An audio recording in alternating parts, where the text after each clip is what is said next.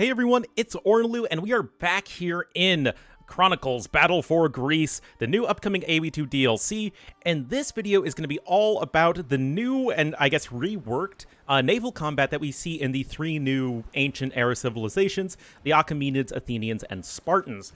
So, if you don't know, most of the tech tree of these new civs is more or less the same as regular AoE2, but the big difference comes from the water. There are two different naval buildings, there are some reworked units here and there, and yeah, things are generally a little bit different, so I thought it would be helpful just to go through that in this video and yeah, see exactly what makes these ships unique. Are they unique at all, in fact? And how do they compare to the AoE2 ships? So with that in mind, we are here just playing as the Achaemenids, and we are going to start in the Archaic Age, which is the Dark Age, and right off the bat, your dock equivalent is the port. That is your economic dock building. You cannot build your military dock, which is called a shipyard, in the First Age. So what we're going to do here is we're just going to go build ourselves a port. And we're going to hit Aegis, so we don't have to wait around forever. And you can see that as soon as you complete your first port, and it's only your first one, you get a free limbo ship, which already, by the way, guys, is, in my mind, inherently broken for, like, a ranked multiplayer, and it should be automatically disqualifying for any of these civs being in ranked multiplayer. But you can see here, it's just a little early game scout ship, but it does have an attack, and it is essentially a mini fire ship. And also in the Dark Age, or Archaic Age, you can build fishing ships, which are functionally identical to the AoE2 ones. Here, I need to turn Aegis off. And it is just going to be, again, the same as an AoE2 fishing ship. Now, you do have a new resource called Oysters, which is essentially a water gold mine in this DLC. I've played through a little more than a third of the campaign as I'm recording this, and you do see this a fair amount. So you can see the work right there is 24. If you look at a villager with no upgrades, it is 22. You know, 0.8. So you can see it's a little bit faster than a Dark Age gold miner in terms of efficiency. So it's okay, and I mean, it's an extra source of gold income if you really want it. But there's not that much gold per tile, and it's not likely going to be world-breaking. And I'll show you guys whether or not it is affected by gill nets in a little bit. Next up, you can build a transport ship. It might look like it's the exact same thing, and that's because it is. We switch over to the AI here. We also build a transport ship. It is going to have the exact same stats: 100 HP, 4.8 armor, 5 capacity, 1.45 movement speed, and you have that exact same statistic line here with the ancient era transport ship. It just looks a little different. Lastly, you have your Lembos, which is the ship you get for free. You can make more of them, and they are a trash ship. Not in that they're bad, well, I mean, they're kind of not great, but they are a ship that doesn't cost gold, which, again, it feels like an area that AoE2, the devs might want to experiment for later on. You can upgrade them as the game progresses, and you can see here you can make more of them. Now, in terms of how good they are at, like, sniping enemy ships, we switch right back to this Persian player, make a fishing ship, and, of course, the AI, for some reason, is going to want to run away. And for some reason, I have them set to ally, because I'm a goofball. So if we try and chase down this ship...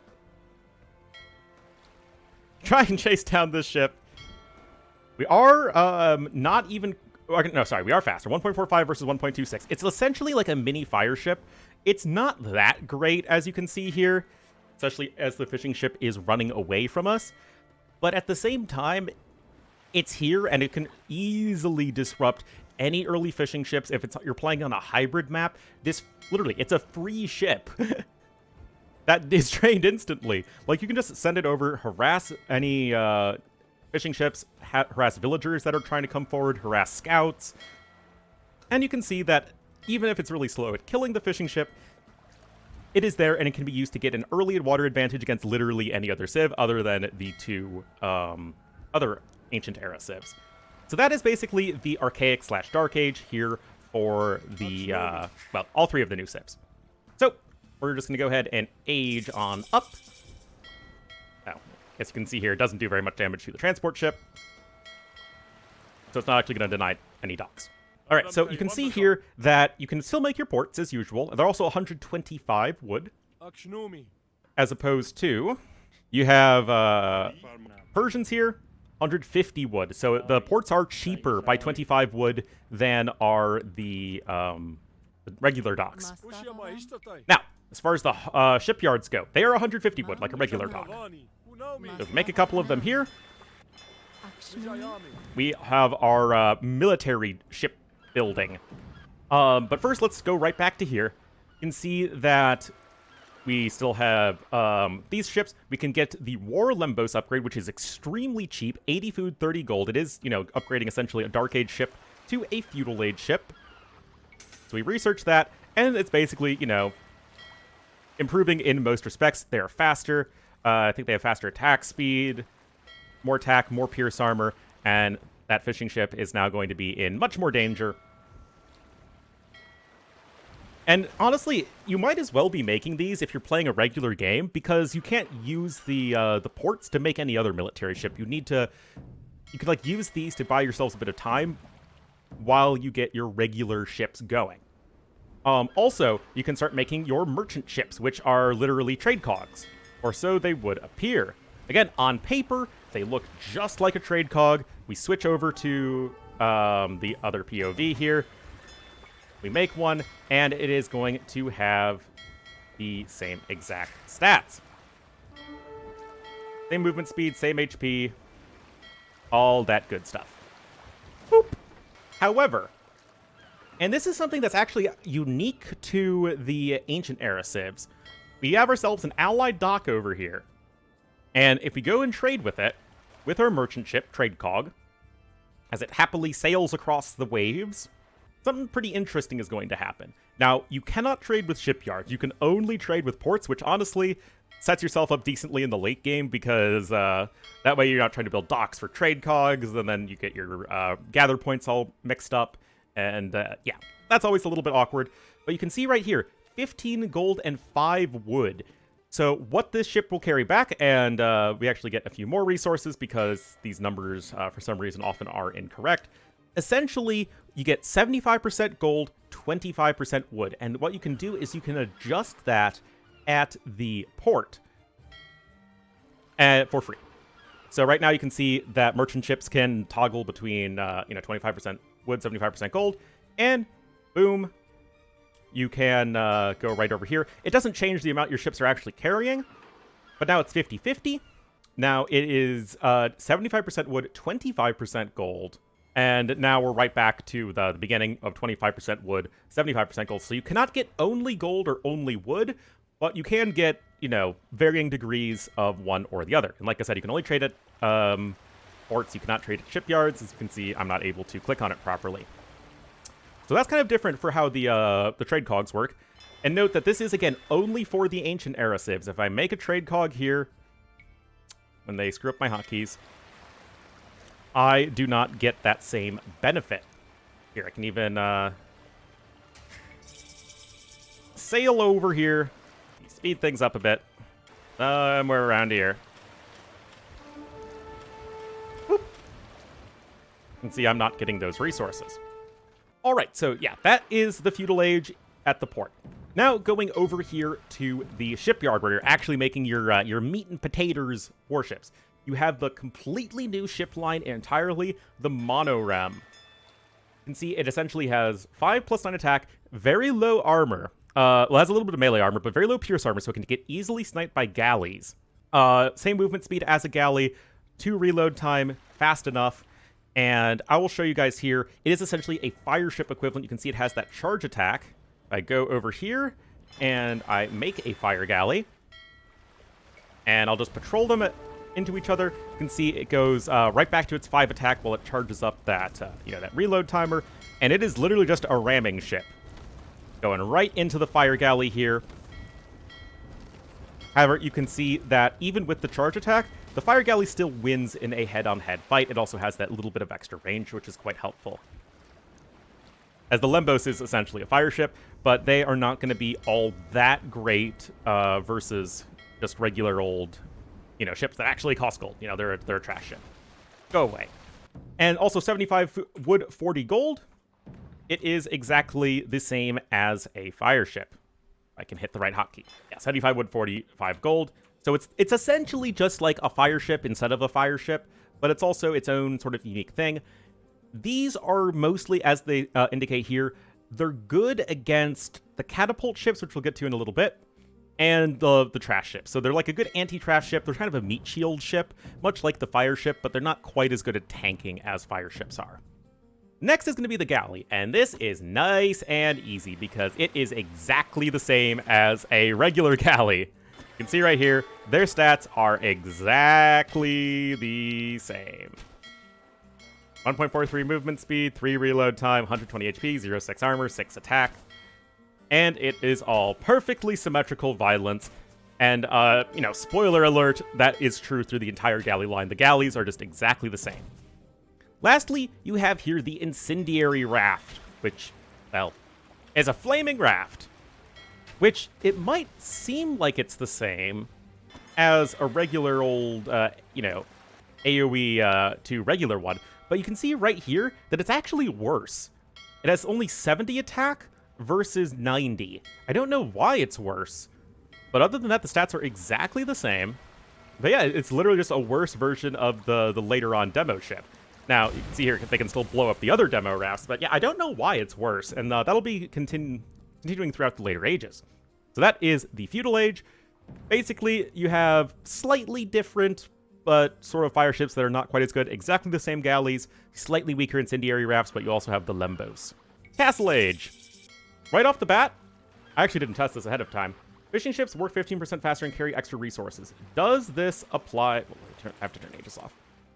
Does this apply to mining the oysters? So, 24 work rate. Gotta get scoop nets instead of gill nets. So, while we're waiting for that, you also have drums, which is... It's kind of interesting because you get the extra carry capacity in your transport ships for free. You can see it went from 0 out of 5 to 0 out of 10. So that effect of careening is just sort of built into the transport ship as you age up.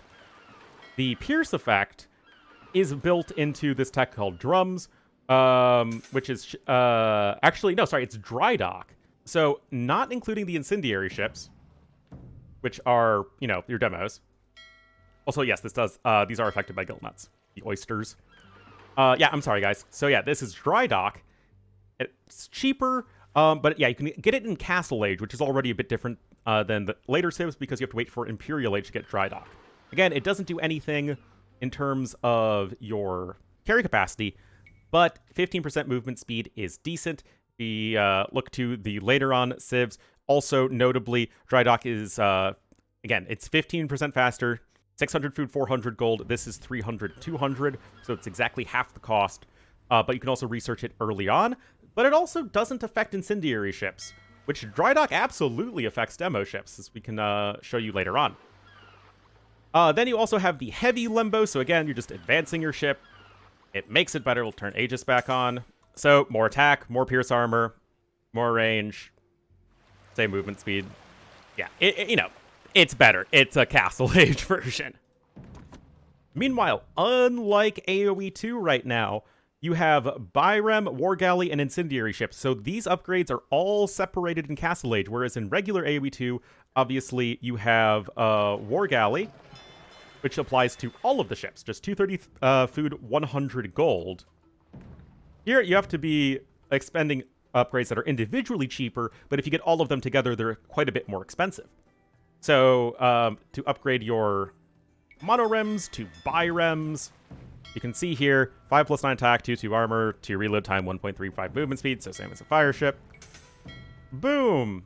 Sorry, that was a little bit faster than fire galleys. Now they're as fast as fire ships. Yeah, basically, they're better, more HP, same HP still as a fire ship. And show you guys that as well. So you can see here, same HP, same movement speed, slower attack speed, but, I mean, the units are just slightly different. Again, less pierce armor, so they're a bit more vulnerable to galleys, but they're sort of more of your tanking meat shield ship. And again, you have that nice charge attack.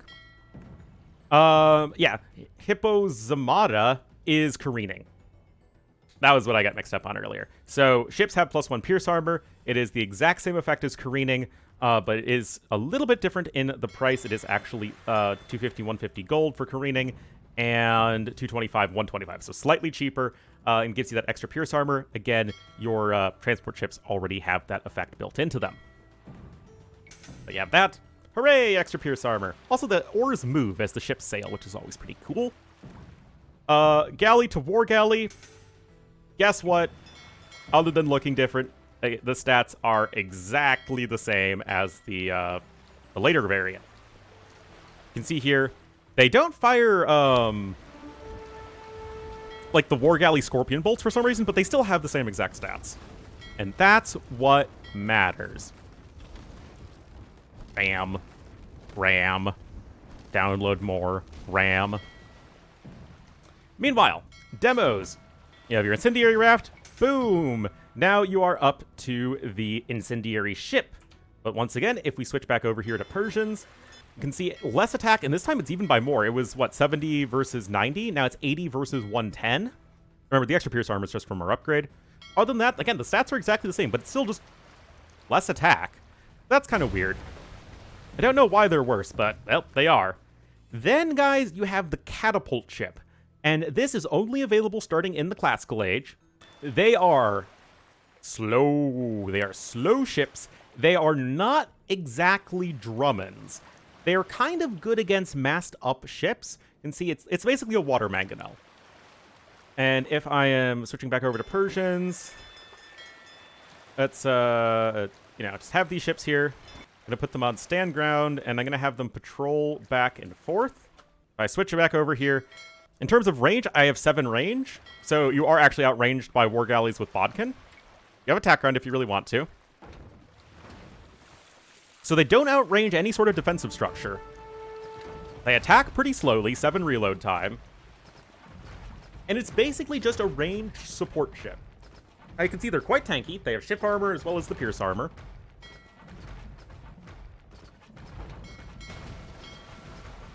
And yeah, they go down pretty slowly, but they also attack pretty slowly. And this is clearly a ship that's meant to sort of back up your, war galleys or whatever. Well, I mean, okay, and it's to back up the triremes and the lemboses, right? Because the war galleys will actually outrange the catapult ships in mid-game.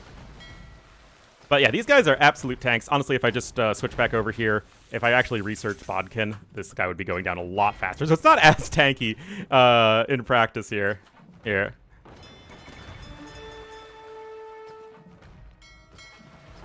It's gonna go down on. It's gonna go down faster. Gonna take 2 damage instead of a hit instead of 1. But yeah, still, they're very tanky. They're very expensive. 140 wood, 140 gold. So it's still not as expensive as a cannon galleon or a turtle ship. But yes, it's very, very expensive. So that is like a completely new ship archetype. It kind of fits like the Drummond for those Drummond civs in regular AoE2, but it's still, again, a bit of a different thing. Also, they are cheaper than Drummonds. So that is the Castle Age. Also, yes, the extra movement speed. It doesn't affect the incendiary ships. Again, I have no idea why. And what I'm going to need to do right now is because Achaemenids don't have... well, actually, okay. I'll show you guys Elite Lembos, and I'll switch over to Athenians because they have the rest of the upgrades.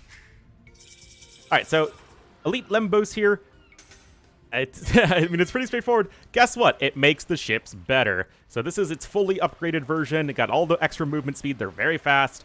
They still have a short range, but it's, better than 1. And you have that 10 attack. Not the greatest reload time in the world. It's, again, they're not like an amazing ship, but at the same time, they're still going to be a very decent tanking trash ship. So that's going to be quite nice for them. Now, 1 second while I go ahead and switch over into the Athenians because they have all the Imperial Age upgrades on their navy.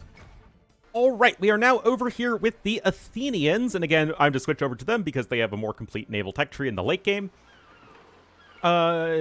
Yeah, you don't have a direct ship bonus that I'm going to be thrown off by, but no. Okay, so right here, shipwright at the port in Imperial Age.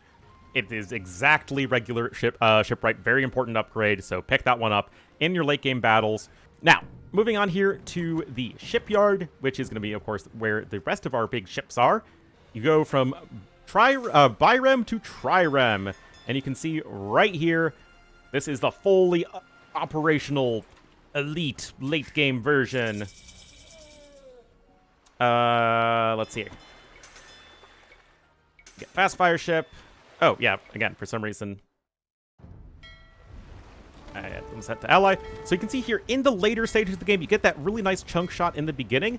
And actually, the triremes in late game will serve you pretty well against fast fire ships. Having 4 melee armor is not half bad. So although the biremes don't do well against fire galleys early on, the triremes actually crush the fast fire ships. I had no idea about that. That's kind of interesting. Still going to get wrecked by demo ships, though, of course, as they are, well, melee units. So yeah, that's cool. Learning something. Elite galley coming in here. It is, surprise to no one, I'm sure, exactly the same as a regular galleon. Again, it shows an arrow instead of a scorpion bolt, but it really doesn't matter. Just the, yeah, different skin on the unit. The faster movement speed is just because I researched the dry dock equivalent. Heavy incendiary ship. There you go. And keeping with the consistent theme, also if I get that, you can see here that because for some reason the ancient version of shipwright doesn't affect demos, it is going to end up slower than any demo ship that actually has shipwright. But beyond that, the stats are almost identical, except that heavy incendiary ship has significantly less attack, only 100 instead of 140. Naturally, the catapult ship goes into the onager ship. 600 food, 500 gold. That is the wrong button. Try you.